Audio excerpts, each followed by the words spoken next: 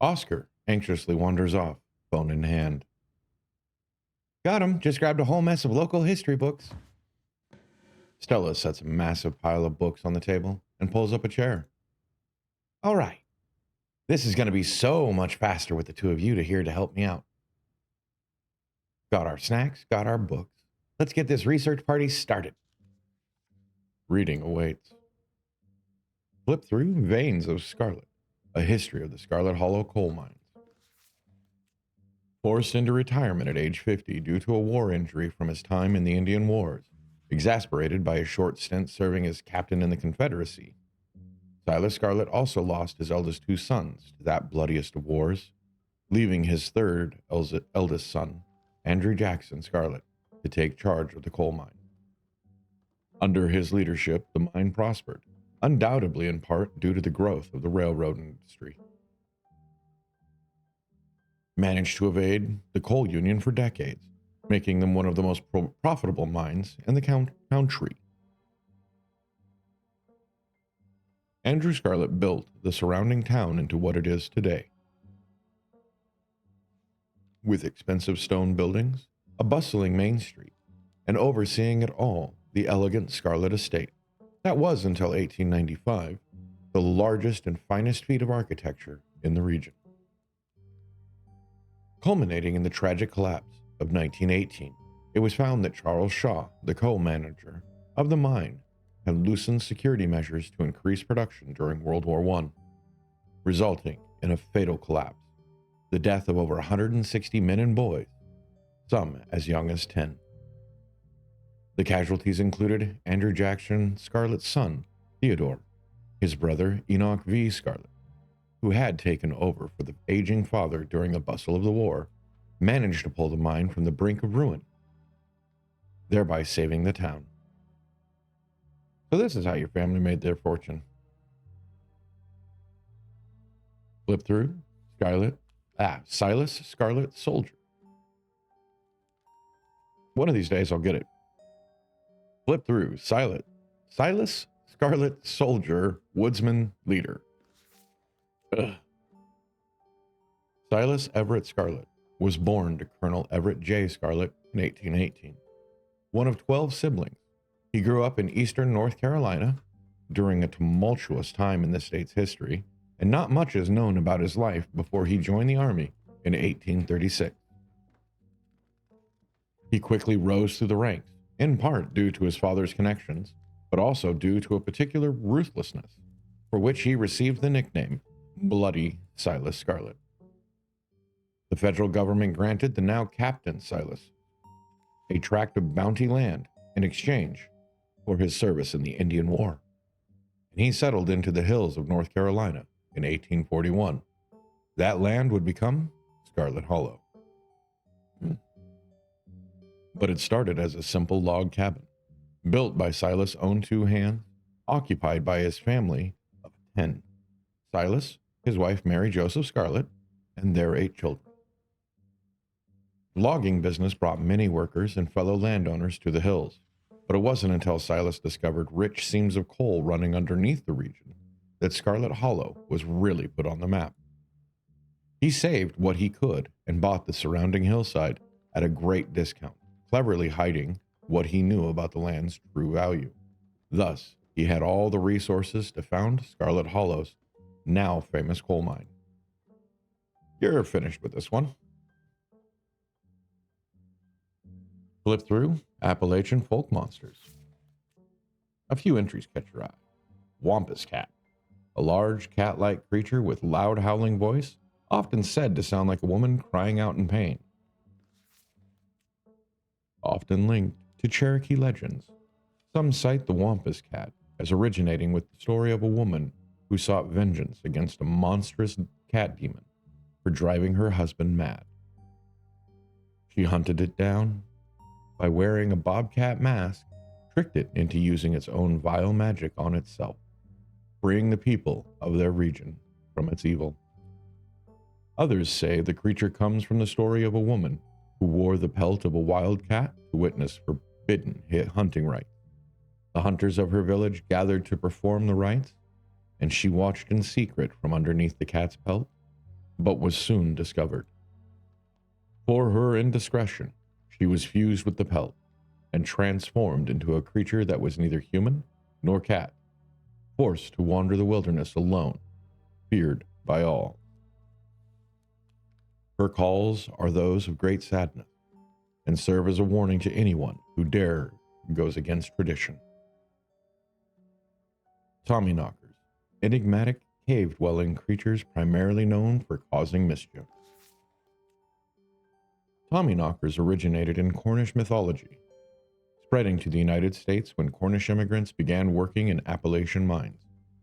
They're named for the knocking that can be heard from seemingly within the walls before a cave-in. According to some, the knocking serves as a benevolent warning. Others believe that the creatures take stolen hammers to the supports of mines and collapse them on whoever is unfortunate enough to still be inside.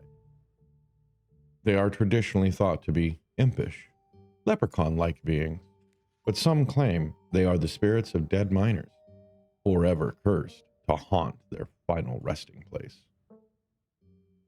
Tilipo, a small creature with a long tail and wide yellow eyes. There was a hunter who lived in a tiny cabin in the middle of the woods, all alone with his hunting dog. One night after a particularly bad week of hunting, both their stomachs empty, the hunter spied something out of the corner of his eye. Some small creature had gotten into the cabin through a hole, and before he could even figure out what it was, he'd drawn his gun and fired at the thing, his hunger guiding his actions. But it was quick, and ran back through its hidey hole and out of sight, leaving only its long black tail, shot off by the hunter's rifle. "I guess this'll have to do," he said to his dog, and threw the tail in the pot to cook a soup. He and his dog ate well that night, the tail filling them up both. The hunter crawled into bed, satisfied, and his dog curled up at his feet. He woke up to the sound of long nails scrabbling across wood. His dog nowhere in sight, only a rumpled spot on the covers where he'd been. And in the gloom, he saw two big, yellow eyes staring right at him. "I want my Tilipo," a high, hoarse voice croaked from the darkness. "Go away," he screamed at the thing. But it stepped closer to him, still shrouded in darkness, the sound of long claws dragging across hardwood accompanying its movement. "I want my Tilipo," the creature growled again. "I'll get my dog after you," the hunter squeaked, his voice catching in his throat with fear. But there was no dog to be seen. "I want my Tilipo," before the hunter could so much as scream. The creature leapt from the darkness, long claws stretched out towards the hunter. No one is sure what the creature did to him that night, but the next morning, all that remained of the hunter, his dog, and his cabin was a chimney standing alone in the woods. "We're done here." You close the book and put it back. "I think I'm all done. Let's check in."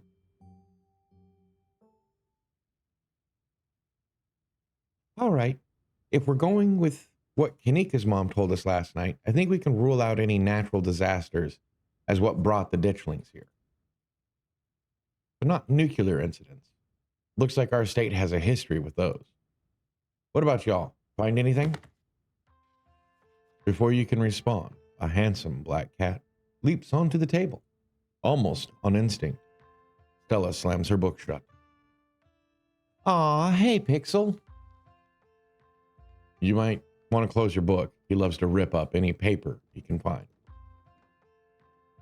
"Pixel, my dear friend, it's been too long. How have you been? Hungry. Did Stella bring the good stuff? Haha, don't worry, little guy. I didn't forget your treats. Oh, yeah. Snack time. Crunch, crunch, crunch. Sorry, Pixel's bothering y'all. Hopefully he hasn't gobbled up any of our books. He can't stand the thought that people might pay attention to anything that isn't him.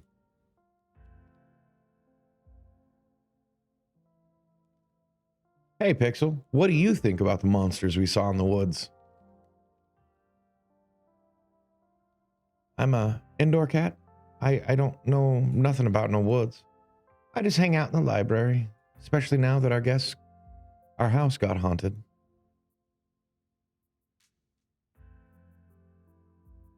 Pixel says your house is haunted. What's up with that? Haunted? Wait, Pixel said? So it is true then. Or is it true then? Yes, at least I think it is. There isn't any other explanation. Neon is either psychic or he can talk to animals. It's a long story. No comment. We've been living in the library for a little bit. It's been great. Way more snacks. Oh, it's been great. Way more snacks. Way more scritches. Except sometimes there's too much scritches. Hold up. What kind of haunting are we talking about here? Unexplained noises?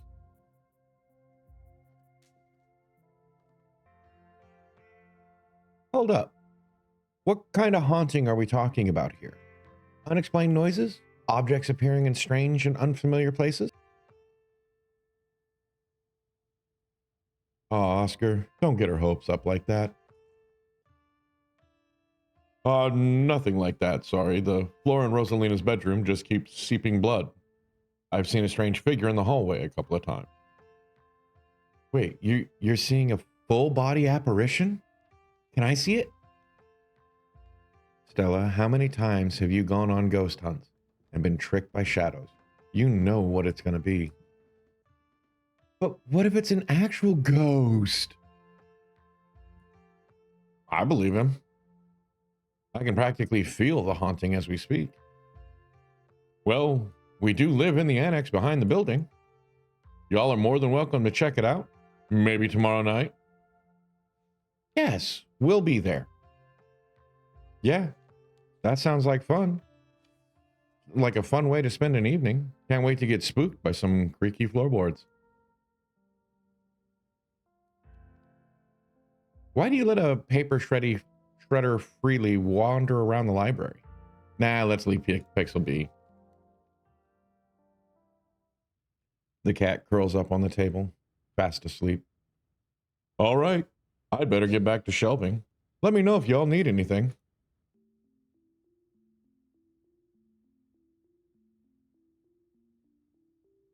Any luck with Rosalina? Aha, not yet. I know a teen would be a handful, but I didn't think it'd happen overnight. I'll probably head out once you're all done and check in on our usual haunts. Stella, what were you saying about nuclear incidents? You were talking about the Goldsboro thing, right? Yeah.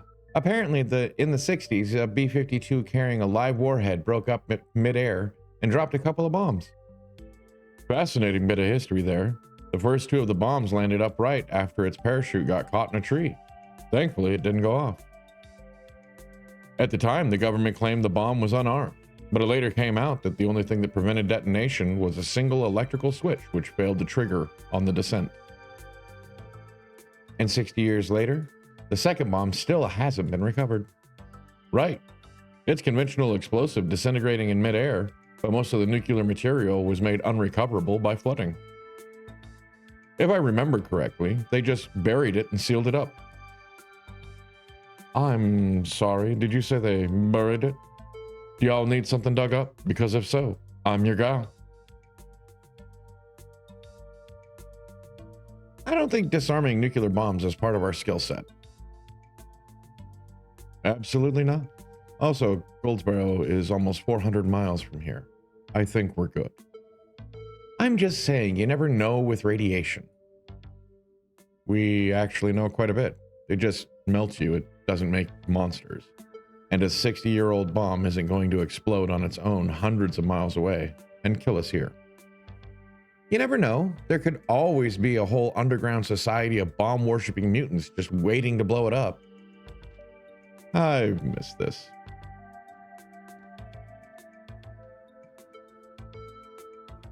So, about the coal mines here. Kanika visibly shudders. I've got cold sweats just thinking about being in a place like that. I feel for the guys who work up there. I could never. Speak for yourself. I love a good crevasse. What happened after the mine collapse? The book just kind of glosses over that. There was a union for a little bit, but it didn't last. There's not a whole lot written about the past century here. Yeah, the Scarlet Hollow mine isn't exactly the most ethically run business. I'm sure Tabby runs the mines better than the Charles Shaw did. Still hasn't let the union in, though. There's a reason. She and I don't talk.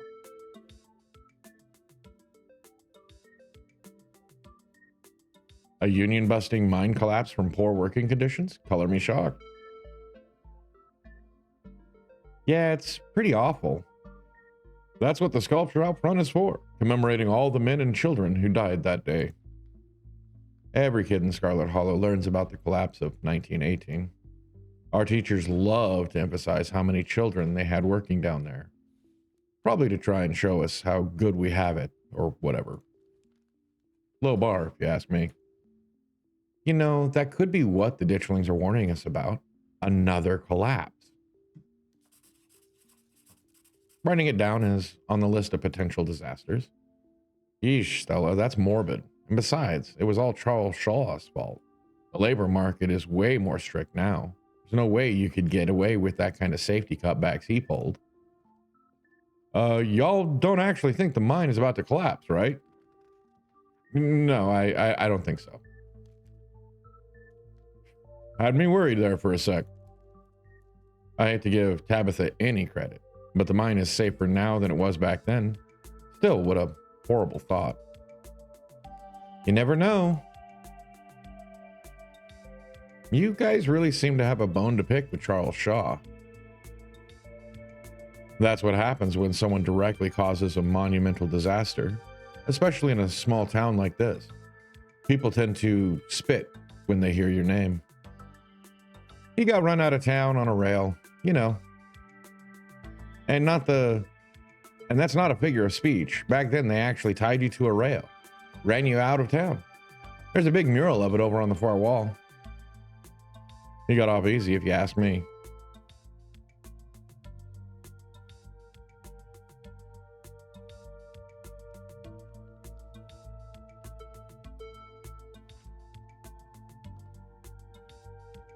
I'm not sure I agree with the whole collapse angle, but the mines seem important. The whole town is built around them.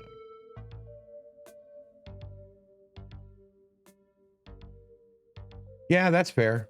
They're bound to be relevant in some way. Hard to argue against that, but that doesn't really give us much to go on. And just because something seems obvious, it doesn't necessarily mean it's right or relevant.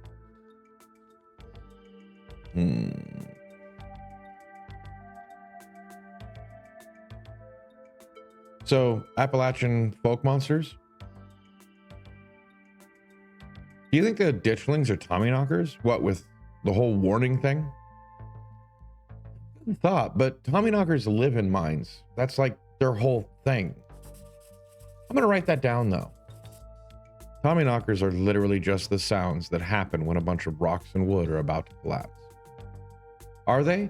Or are they the sound of mysterious creatures pounding on the rocks and support beams with hammers to cause collapse? There's simply no way to know.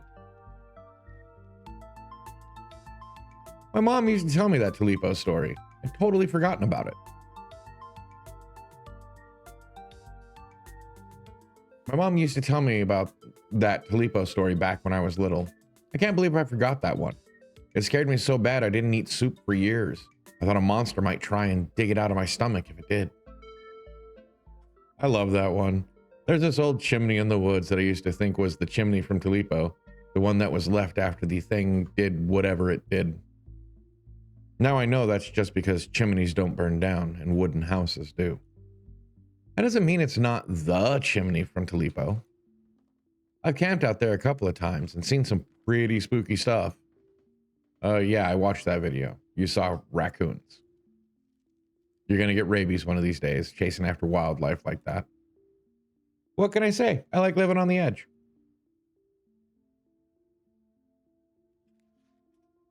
Wampus cats sound like they could be mountain lions.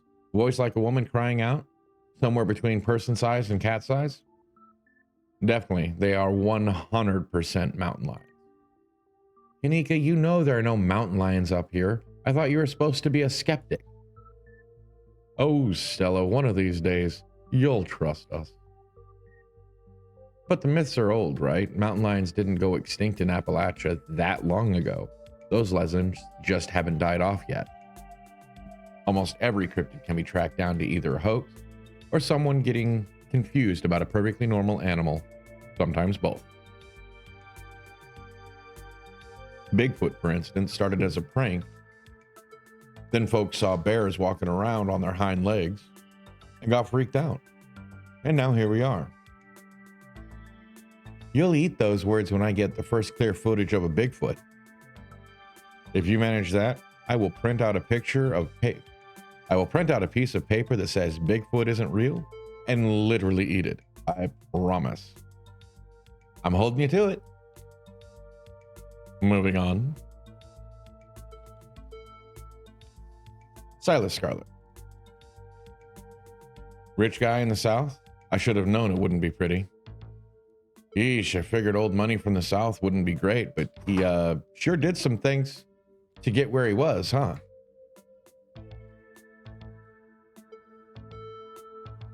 That book is a perfect example of why you should use multiple sources for your research. Whoops, wrong voice. That book is a perfect example of why you should use multiple sources for your research, instead of trusting the first thing you read on a subject. Yep, dude was a monster. The mines made a lot of money during Civil War too, and you can probably guess which side North Carolinian business owner would be working for. Sorry you're related to him. You think the ditchlings are here for retribution? That seems tenuous, assuming Kanika's mom is right. They are here as an omen, not because they're going to do something themselves. And I think we know how I feel on the matter. Do you think there might be a cult here?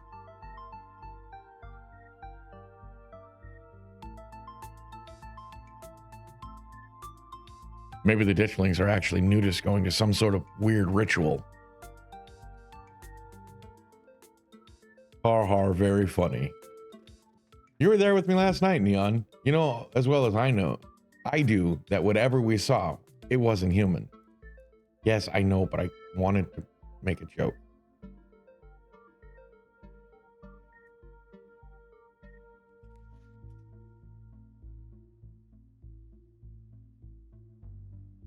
Why don't we just help look for Rosalina?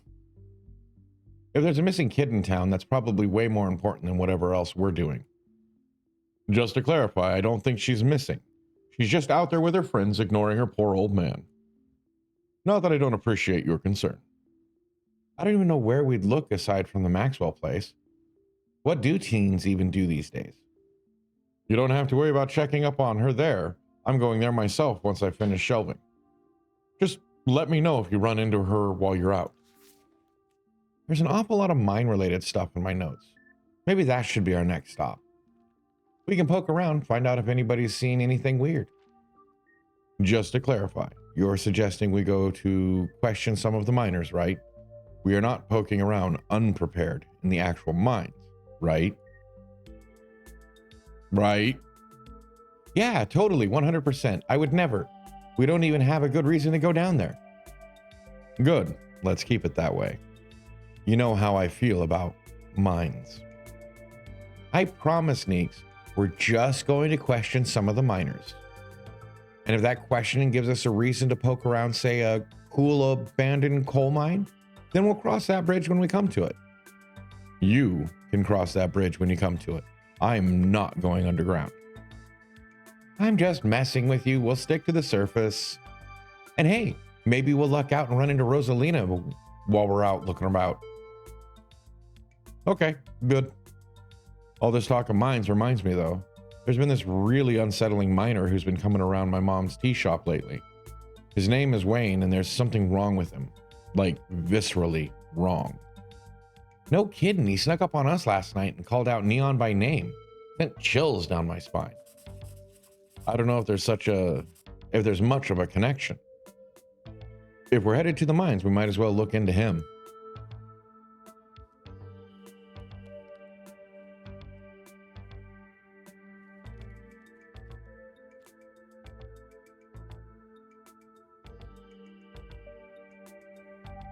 Mystical.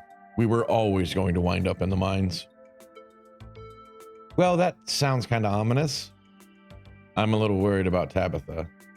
She's not exactly going to be thrilled to see us snooping around the mines.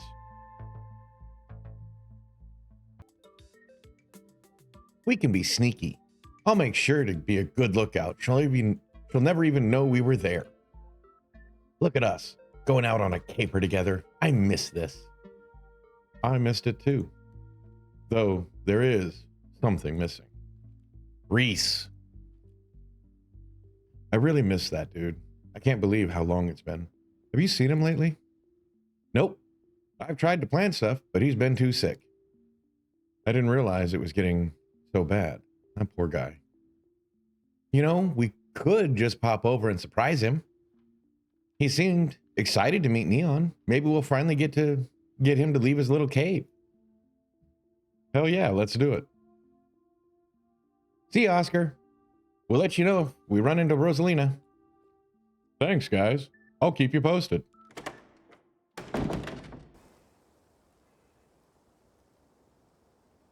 Reese's home stands at the edge of the forest wall, an isolated buffer cushioning the rest of the town from unending darkness.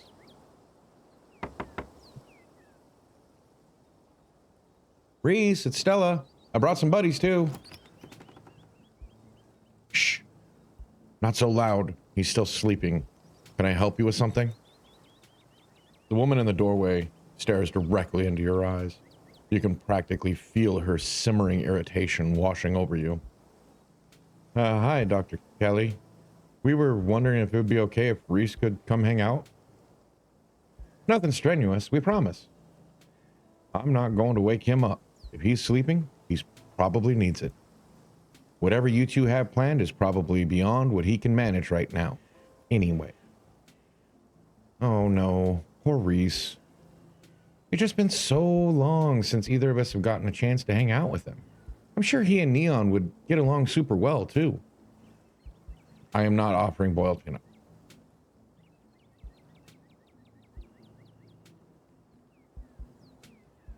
Stella, if Reese is that sick, we shouldn't be dragging him along on adventures.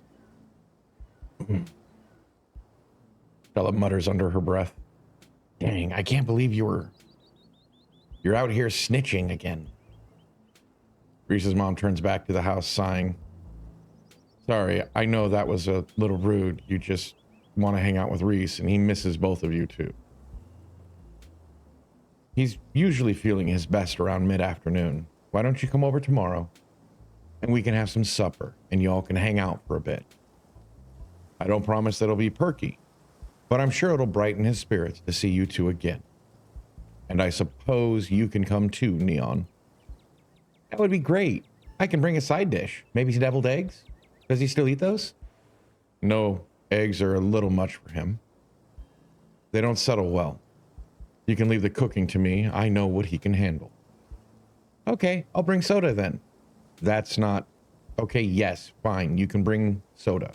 Nothing with caffeine. Ginger ale, preferably. Oh, and leave the dog at home. You might cheer him up. You know they have those therapy dogs in hospital. No dogs. Why, I never. The absolute gall. Thanks so much, Dr. Kelly. We'll stop bothering you now and see you later. Dr. Kelly nods in acknowledgement and quickly shuts the door. The sound of several locks clicking into place can be heard from within. God, that woman makes me nervous. She used to be so nice when we were kids. Always had the best stickers when we had to get our shots. Maybe she just stressed out about Reese? Or maybe she's just nice to kids. Either way, I guess it's just the three of us. Just the three of us. You gonna drive? Yeah, sorry. I don't like the thought of going up there without the van. Cool. I'll take my shortcut then. Shouldn't take long for me to get there. You're welcome to tag along, Neon. Don't worry, I won't be offended if you'd rather ride with Kanika. I'm sure you're probably sick of the woods. Either way works for me.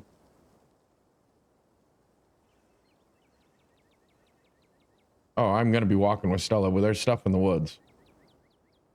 I'll walk with Stella. We'll meet you there. I mean, I'm not trying to be stuck up, but, you know, woods aren't exactly safe. The woods are calm and serene compared to last night, though you can't help but feel that danger lurks beyond the trees. Anything? Do we see anything? Nope. Okay. Hey, thanks for coming along with us.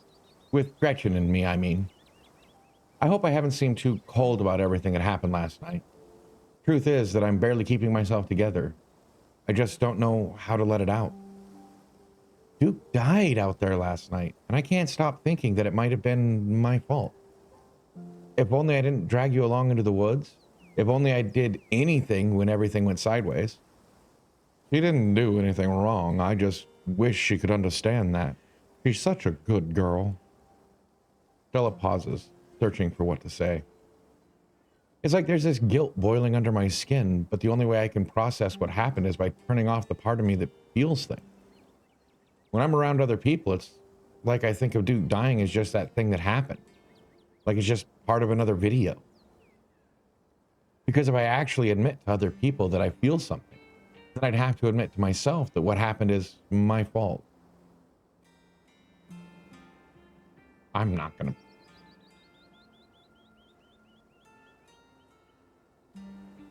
No, it's not your fault. Of course it's not your fault. It's Gretchen's fault. It's nobody's fault. You and Gretchen have gone into the woods at night dozens of times by yourselves, and nothing like this has happened before. How could you have known? Thanks, Neon. I think I needed to hear that.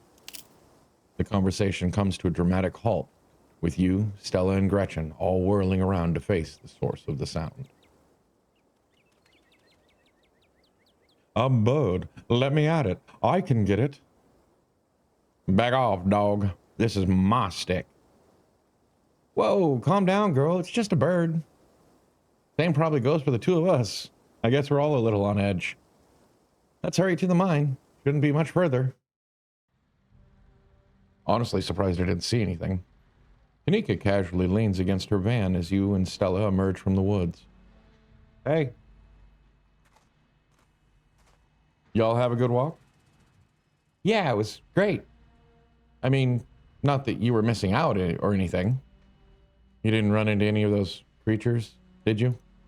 Nope. That makes sense. They're probably nocturnal. I don't know if I could feel relieved or disappointed. But we're all here. What's the plan? I guess we should just go talk to people? I guess so. I should probably be on lookout duty. I'm a bit of a persona non grata in the mines. Tabitha? Yeah, I might have tried sneaking in to talk to her a time or two too many. And Gretchen makes it extra hard to be sneaky. Well, what can I say? I thrive in the limelight. We're probably less likely to get caught if only one of us is snooping around there.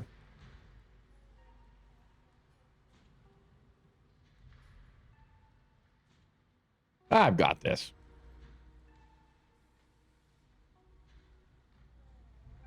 You'll do great.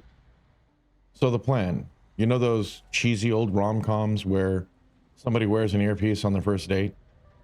Whoa, do you have that kind of surveillance set up in the back of your van? That I didn't know about. What?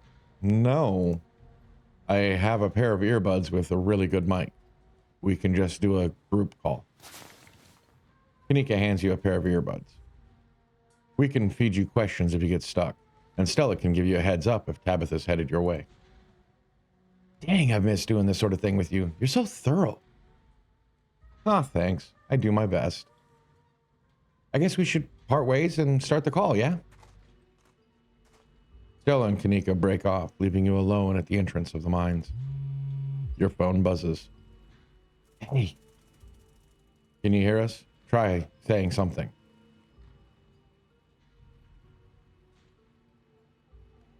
You're loud and clear. Cool, same for you. Nothing to do now but enter the worksite. Entree. You pass through the unlocked fence and enter the property of Scarlet Hollow Mine. I'm in. All right, Morpheus. Good to know. Approach the nearest group of miners. You approach the nearest group of miners, a blonde woman, a bare-shouldered man, and an old-timer. Their uniforms identify them as Harrison, Davis, and Zach. So, Davis... You think that says Zach? So that's got to be Harrison. Got it. You got a reason to be bothering us?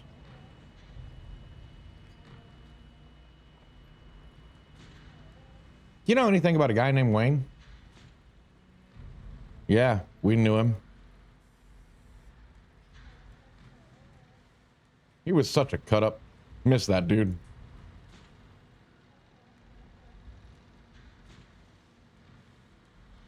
What happened to him? The miners shift for a moment, uncomfortably glancing at one another. Isn't that the guy y'all said was, he's gone. That's all that matters. Boy, that's Zach. He's gone. That's all that matters. Leave it be for the moment.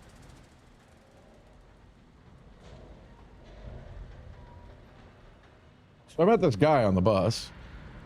Wore a beanie and a shirt that said, I want to, yeah. He said he had some friends working the mines up here. Does this have anything to do with what's going on in town? A lot of people wear beanies.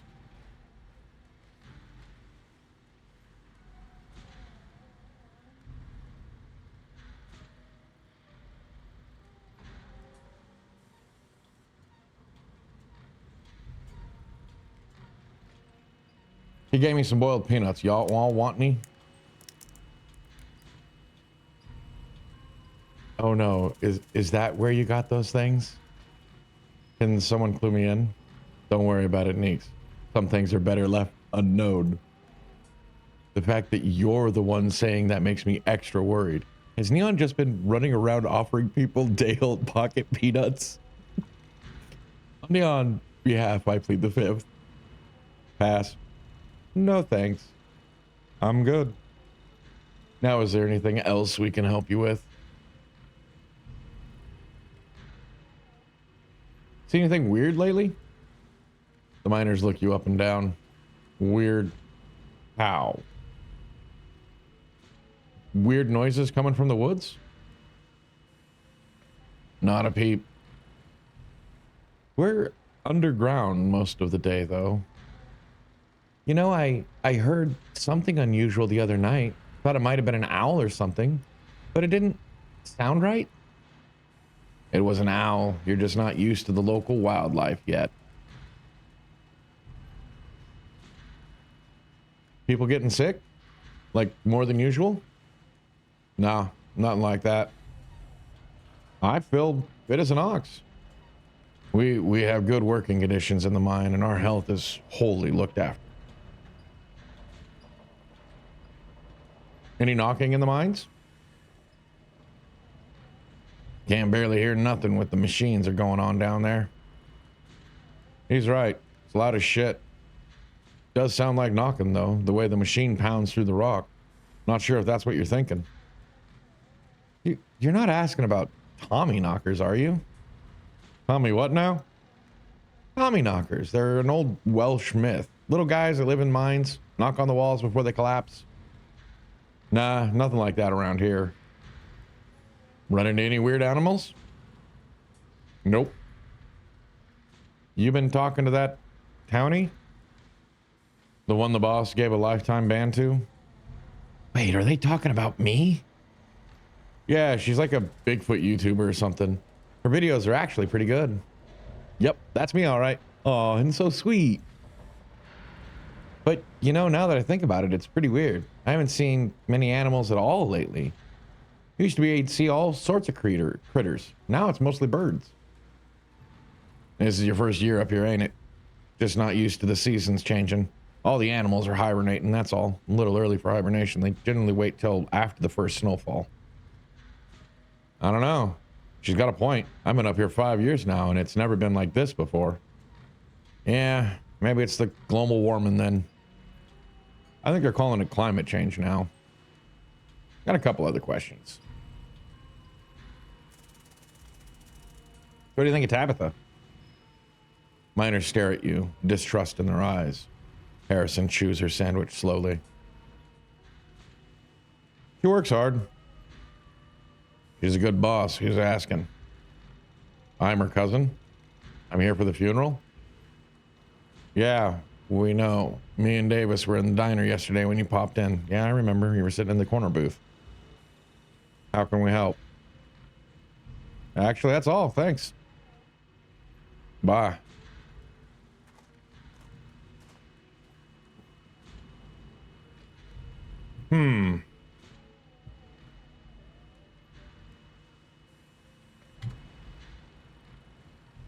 Just wanted to get a better look.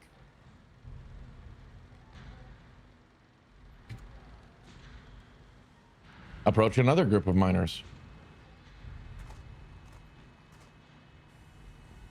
Before you can reach the miners, you're struck by an intense feeling. You recognize the hollow terror as the same thing you felt last night when you set eyes on that awful man in the miner's jacket. You shouldn't have come here. It's dangerous. What are you? Flesh and blood, much like yourself. You don't have to be afraid of me. I am the only person in town who truly cares about your safety. Don't forget that. Even if it's already too late to stop what's happening. What's going to happen? Before you can say another word, the figure is gone. Hey, Neon, are you still there? We've just been getting static from you. Wayne got the jump on me. Whoa, I thought I saw you talking to someone down there. Are you okay? Whatever he is, I don't think he's human. I hate to say it, but with how the call went to static, what if he's a ghost? Like, actually a ghost? You hate to say it, Stella. I don't think anything would make you happier than Wayne being a ghost. Also, ghosts aren't real. Hey now, just because I want ghosts to be real doesn't mean I want this ghost harassing Neon. I've already got a ghost that harasses me. He said some real ominous shit to me.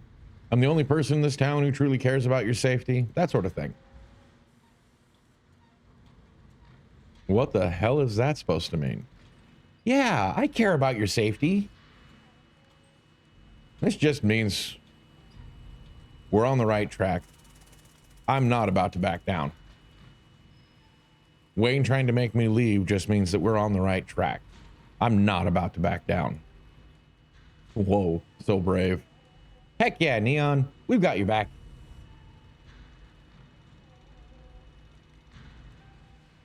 Actually, I'm going to go find Tabitha first. She deserves to know what's going on. Not even a bark from them? You make your way to the trailer in the middle of camp. Enter. You enter Tabitha's trailer and find her sitting at her desk, her head buried in her hands. So, She's got like the mobile trailer everybody's seen at least once or twice. Modern furniture here and there, but then an antique desk. Really? Oh, there's Stella and Gretchen, banned.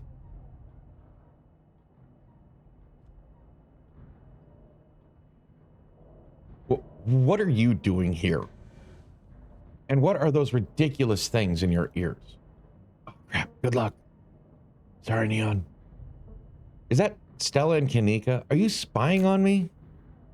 Tabitha snatches the earbuds out of your ears and throws them to the ground. Typical phone-addicted city dweller. Ugh. What do you want? Quick, before I kick you out. I can just leave if you want. No, you're already here. Might as well tell me what's so important. I need you to take what's going on seriously. I need you to take me seriously. And what, pray tell, do you think is going on that I'm not taking seriously? What monster of the week has Stella convinced you is prowling the woods? Wayne. There's some guy named Wayne who's been following me around town. There's something seriously wrong with him. I'm trying to get to the bottom of it, but I could use your help. Apparently he used to work here. I don't know what to tell you. Look, I'm sure if you ask around about him, you'll hear some rumors, especially from my employees. They like to gossip.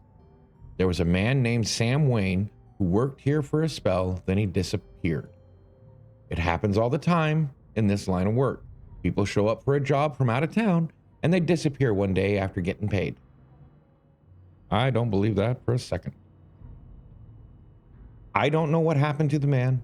I didn't even know if he was still alive. I didn't even know if he was still alive. But of course, my workers blame me for running him off. Whatever, it's easy to blame the mean boss for that sort of thing. If you've seen him around, that's news to me, and also none of my business, as he is no longer in my employ. Is there something else I can help you with? Potential mine collapse. I think there might be a mine collapse soon. The creatures I saw last night are supposed to be some sort of portent of doom. I'm just doing whatever I can to keep people safe. Look, I get it. I really do. Stella has a knack for spinning people into hysterics over shadows. But the only credible threat to the mines right now is me not being able to do my job. All right, leave it at that. Look, I'm kind of swamped right now. I was actually getting ready for a big meeting when you walked in. But if you want, you can just wait here for an hour or so, and I can swing back when I'm done and pick you up. Just don't go around bothering my men. Don't move a muscle. Don't so much as make eye contact with them. They're supposed to be working. I'll see you then. Fat chance. Tabitha leaves the room. As soon as she's gone, you place Kanika's earbuds back in your ears. Hey, is everything good? And I'm going to leave it there.